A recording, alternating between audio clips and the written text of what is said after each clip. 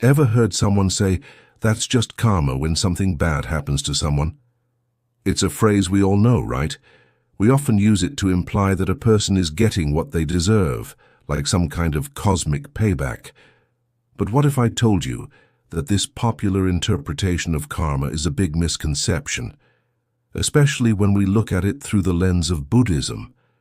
Today, we're going to explore what karma really means, and trust me, it's far more empowering and less frightening than you might think. It's not about some invisible judge in the sky keeping track. Instead, it's about understanding the natural law of cause and effect and how this knowledge can help us create a happier, more fulfilling life. Stick around, because by the end of this video, you might just see karma in a whole new light. Let's start by clearing up the biggest misconception. Karma is not a system of reward and punishment. It is not about a deity or a universal force deciding who has been naughty or nice and then dishing out rewards or penalties. In Buddhism, karma is much more like a law of nature, similar to gravity. If you drop an apple, it will fall. It's not because the apple was bad and gravity is punishing it. It's simply a natural consequence. Karma works in the same way. The word karma itself comes from Sanskrit and simply means action. It refers to our intentional actions, the things we do, say, and even think, with a purpose behind them. Every intentional action creates a ripple effect, a series of causes and effects. It's a neutral, impersonal process. So when we talk about karma, we're really talking about the law of action and consequence.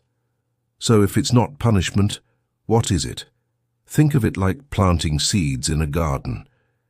If you plant a tomato seed, you expect a tomato plant to grow, not a rose bush.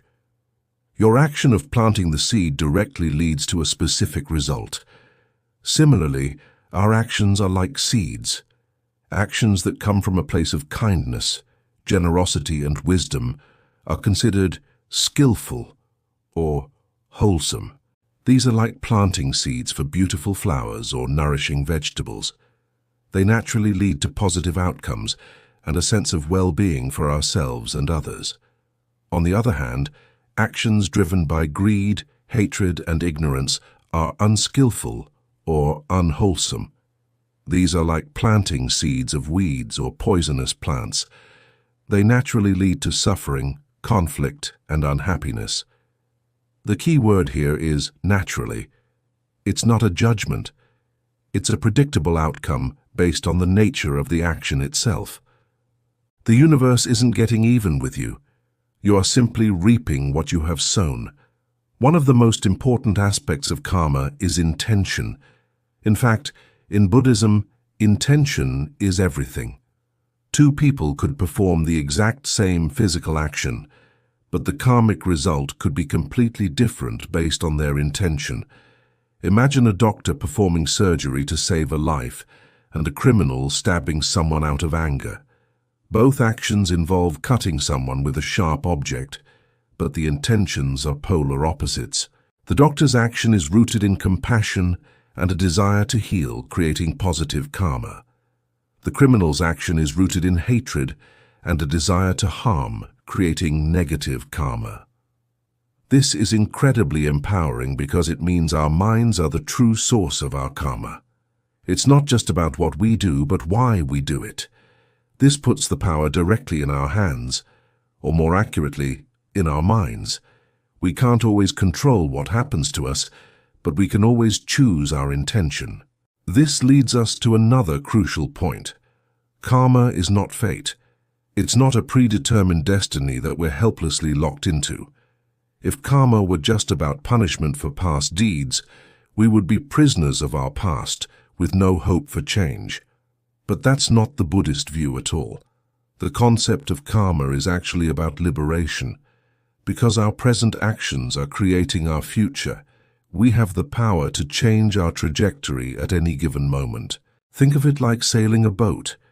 The winds and currents, which you can think of as your past karma, will influence your journey. You can't control the wind, but you are the captain of the boat. You can adjust your sails, steer the rudder, and choose your direction. Your present actions, your steering, are what determine your ultimate destination. You are not a passive victim of your past. You are an active creator of your future. Every moment is a new opportunity to plant a different kind of seed and change the course of your life. So how does this understanding of karma affect how we live? It encourages us to be more mindful and aware. Instead of reacting blindly to situations, we can pause and check our intentions. Before we speak or act, we can ask ourselves, is this coming from a place of kindness or anger? Is this helpful or harmful? This practice of self-awareness is the core of mindfulness.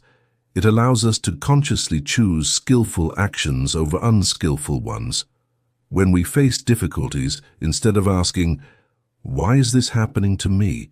What did I do to deserve this? We can shift our perspective. We can see the difficulty not as a punishment, but as a result of past causes and conditions. It's an opportunity to learn and grow. We can ask, what can I learn from this? How can I respond with wisdom and compassion? This changes our relationship with suffering from one of victimhood to one of empowerment. Furthermore, this perspective fosters a deep sense of responsibility.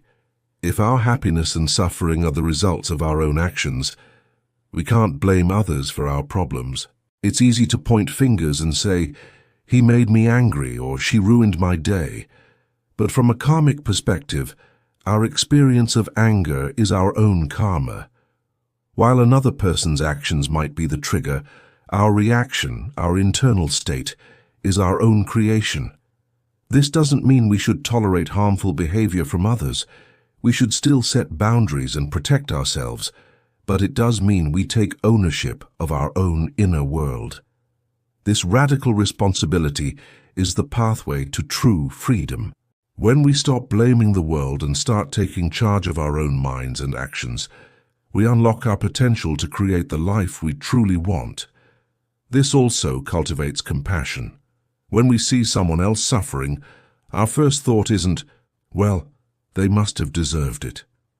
Instead, we understand that they are experiencing the results of past unskillful actions, born from ignorance, just as we all are at times. This understanding dissolves the barrier between us and them. We are all in this together, navigating the complexities of our karma. And when we act with compassion to help someone, we are not only alleviating their suffering, but we are also planting a powerful seed of wholesome karma for ourselves. It's a beautiful cycle where kindness begets more kindness. So let's recap. Karma is not a cosmic judge. It is the natural, impersonal law of cause and effect. It's not about punishment, but about consequences. The most important ingredient is intention, which means the power to shape our lives rests within our own minds. Karma is not fate. It is an opportunity for change and growth in every single moment. By understanding karma in this way, we can move from fear and blame to responsibility and empowerment. We can become mindful cultivators of our own inner garden, consciously planting seeds of kindness, wisdom, and compassion. This is the true teaching of karma, not a doctrine of fear, but a roadmap to freedom and genuine happiness. It's about realizing that you are the architect of your own experience. Thank you so much for joining me on this exploration today.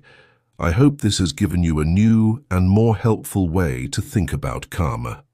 If you found this video valuable, please give it a thumbs up and consider subscribing for more content that can help you live a more conscious and fulfilling life. I'd love to hear your thoughts in the comments below. What was your idea of karma before this, and has your perspective changed? Thanks for watching, and I'll see you in the next one.